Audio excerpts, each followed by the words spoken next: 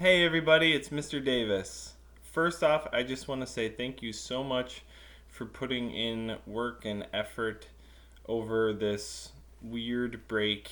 I love seeing all the artwork that students are making at home. I know not everybody gets to it every day or every week, but the stuff that I've seen is really incredible, so keep it up. That said, this week we're doing something a little bit different. We're going to have an art show on Friday. So, first, we're going to have a primary art show, and then after that, the artworks are going to go on to be part of a district art show that all different grade levels can see. So, for the primary art show Friday, I'm going to need some art pieces.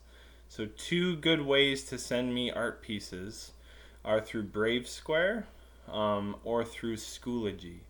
You can send either in a message form. If it does include the student's face, because of privacy rules, I'm just going to put an emoji on top of it so that there's no privacy issues at all.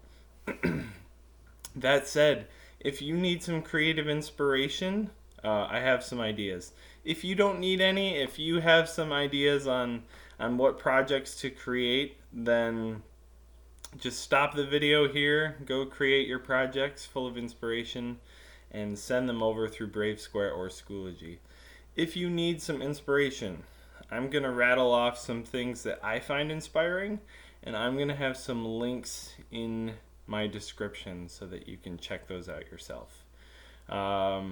Here are some ideas that I find helpful, and if you want to use them for your art pieces, go right ahead. One thing I really like is drawing or painting to music. I'll pick my favorite song, the song I've been listening to on repeat lately, and I'll put that on or I'll put an album on and I will create art to that. Another thing you can do is you can build a sculpture using recycled materials. That is one thing that all of us has during the pandemic. So if you want to use recycled materials to build a sculpture, that is a good idea. Another thing is, I know some students really got into the origami that we did last week and the week before. Trying new origami folds is a great way to explore art. And there are some really great art websites with some easy folds to get people started. I know origami can be tricky, but especially there's animal faces that you can use. And not only that, if you a lot of origami is making animals, but there are also paper airplanes, fortune tellers. That's all paper folding, and so that is technically origami. Another thing you could do is you could try to make a map of your neighborhood. If you've been walking or biking around your neighborhood a lot, that is one thing you could do.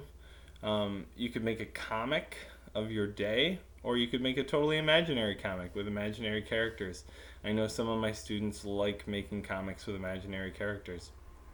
You could go to do a self-portrait. So either draw or paint a self-portrait. I know some of my students really enjoyed doing that this year. Some of them we might not have gotten to finish because of the timeline where school got shut down. But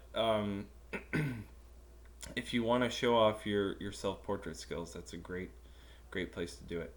Another idea is building a Rube Goldberg machine. Now, I'm going to jog your memory with this one. When we were doing the centers, the building centers in my class, all of that stuff was like a Rube Goldberg machine. It's cause and effect. Some of them we used balls and marble runs. Some of them we built and stacked cups and stacked popsicle sticks. So that is an option too.